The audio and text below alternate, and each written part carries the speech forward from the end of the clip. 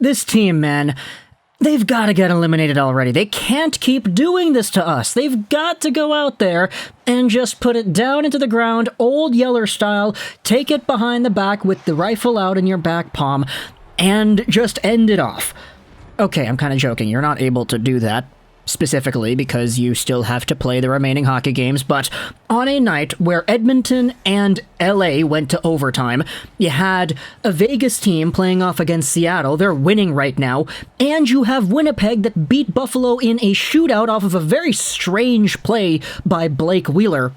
This game between the Vancouver Canucks and the St. Louis Blues had higher stakes by the time the puck dropped than when the day began, because of all the action that went on with the other teams in the Pacific beforehand.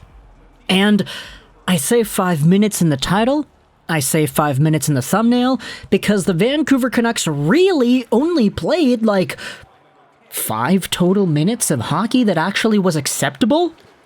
Sure, you look at the shots, you say the Canucks got 25 shots. You get 25 shots in a game, you're bound to get a few that go in, and the Canucks had few here. They had 3 goals. What do you mean they only played for 5 minutes? Let's go over how the Canucks played against the St. Louis Blues on the second part of a home and home, and review just what exactly it was the vibe was in the building. Now, before we go out there, I'll acknowledge that the Vancouver Canucks did celebrate First Nations Night today. It was the 4th annual First Nations Night for the team, and the jerseys they had, oh boy, beautiful, beautiful jerseys, and they certainly were appeasing to the eye. The Canucks have done a very good job this season when it comes to their special celebrations, and yeah, a lot of the jerseys, they're super expensive, but, you know, they look very nice. So if you are able to shell out the $600-something that it does take to get one of these things, then good for you. Go nuts. But either way, getting over to the game here, I'll go out there and say that one of the first notes that I wrote on my little note-keeping part here when it comes to reviewing Canucks games and thinking about things to talk about, it was Alex Chiasson.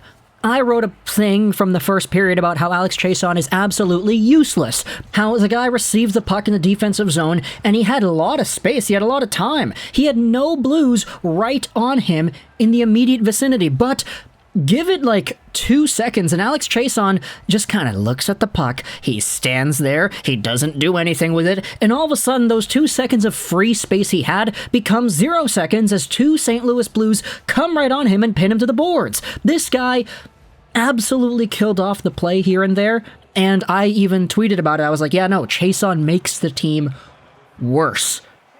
Give it a few minutes after that entire segment, though. We have ourselves Thatcher Demko, who actually came out to play and he did a pretty good job. Tarasenko got the best chance halfway through the beginning frame, as a loose puck was fumbled on its way to the back door. Tarasenko was there, but Demko's glove was too. A very nice stretch glove save to put a spark into the building right off the bat. But aside from that, that was pretty much all that we had for Vancouver, because the Canucks had a really bad start. It was slow both ways to kick it off, but the Blues awakened after the halfway mark. There was a St. Louis 2-on-1 chance, Robert Thomas, Vladimir Tarasenko, where OEL just completely wipes himself out in the middle. Robert Thomas is forced to go shot, and he tries to dangle it right through the 5-hole of Demko. It doesn't work. Demko makes the save. Very nice right there. We had ourselves a Besser rush at the end, and Pettersson had a decent chance towards the latter seconds of the first, but that was about it. It was 0-0 to end off this first period. And you know how I talked about at the beginning of this entire review that Alex Chiasson was useless in my eyes? That first period, I thought that he did more worse than good. Well, he goes out there and gets the better of me 30 seconds into the second, because it's Brad Richardson behind the net who throws it out in front to Chiasson, who is right there, and he picks the corner right in tight. It's 1-0. Lo and behold, 30 seconds in, and, you know, I'm going to go out there and say good job for Richardson getting a point as a Canuck again. Good job for Chiasson being right there. 7 goals on the season for a PTO player isn't bad. It's just, you can't go out there and say, okay, wow, they scored. It's 1-0. Chiasson from Richardson off of a play behind the goal. They're so good. Because that play took, 30 seconds from the start of the second period? Okay, let's say, for the benefit of the doubt, let's say 30. A few minutes later, after some extended Blues pressure, the Canucks couldn't really get it out. Eventually, it's a Nick Leddy blast, and it's 1-1.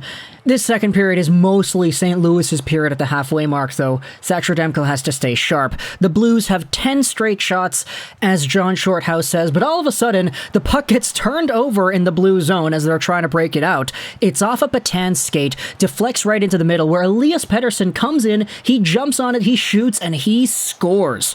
A bad Blues breakout attempt that is knocked down by Nick Petan, giving his first Vancouver Canucks assist. It is an Elias Pettersson dagger, and it gives the Canucks the 2-1 lead. This is great. But if you take a look at it, okay, the 30 seconds that it took for Richardson to go to Chiasson, there's 30 right there. The St. Louis Blues realistically gave the Canucks this chance off of that turnover, so the puck gets thrown over, it's deflected off of Petan's skate, Pettersson picks it up, shoots it, and scores it. That's about, 7? 8 seconds? The Vancouver Canucks then get a power play as Brad Hunt gets taken down in the Canucks zone end boards, and Pettersson. He scored a great goal, but he came back into the zone, tried to cut to the middle, and it was a turnover that led to a shorthanded breakaway. Robert Thomas comes right in, he shoots it, he scores it. It's a shorthanded tying goal.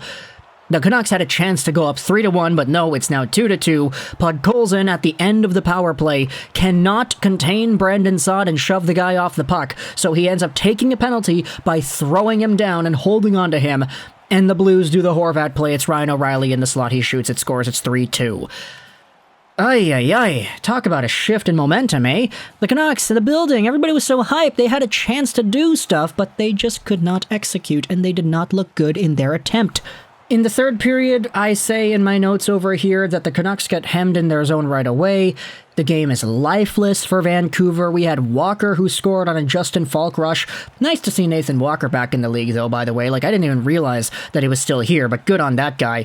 After this, it's 4-2, and the Vancouver Canucks, they get a few pucks to the slot, but St. Louis does a really good job at neutralizing pressure right in front of Ville Husso. Demko makes another cross-crease robbery save, this time on Pavel Buchnevich. But eventually, in the last 4 minutes and 40 seconds of the game, it's Connor Garland. Okay, no, it's Elias Pettersson. It's Miller in the corner who throws it to the slot for Garland, who shoots it. It's tipped in by Elias Pettersson. It's 4-3. Thank goodness we have ourselves a JT Miller point. This is kind of what I was talking about, too. You take the elapsed time that the Canucks had earlier on in the game, the Chiasson goal, the Petan turnover to the Pettersson goal, the first one, and then the last 4 minutes and 40 seconds of the game. The Vancouver Canucks, in my mind, only played 5 actual minutes of sustainable, high-pressure, high-intensity hockey. The Canucks came alive after the second Pettersson goal. What a great response by the team. You could see all the opportunities here. There was a Pearson chance right in front where he had an open look, but it was stopped by Husso. The Canucks had some good zone time. They had some good passing. Garland got high-sticked and there was no call. What the hell, referees?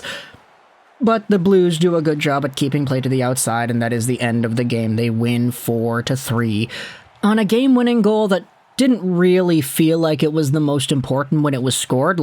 When Walker scored the 4-2 goal at the time, I think a lot of Canucks fans were already feeling, this team's not going to win. They're not even going to come back. They might score a goal, but it's looking slim. Really slim. St. Louis is just controlling it, and it was only those short few seconds for the Chiasson goal, for the turnover that led to the Pettersson goal, and then the last 4:40 that actually saw the Canucks play good hockey.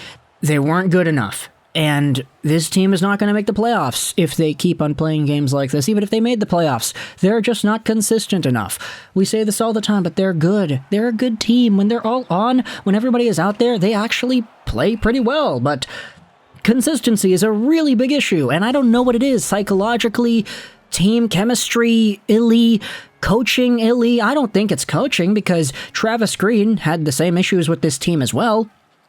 And then, of course, you have, ending off this game, Bo Horvat, who left after the first period because of a non-corona-related illness, so hopefully Bo comes back properly in the next game. You could really feel it, especially on the power play and the 6-on-5, how much Bo Horvat's shot in that slot position is missed. But either way, the Canucks still only played 5 minutes of actually sustainable, offensively capable hockey. And that's discouraging for anybody who wants to go out there and say, they just got to go 12-1 to make the playoffs and beat Vegas in regulation 3 times. Yeah, good luck with that, eh? I don't know if it's going to happen. Talk to me in the comments, though. What do you think about the Canucks and the Blues? I hope you enjoyed this video. And bye.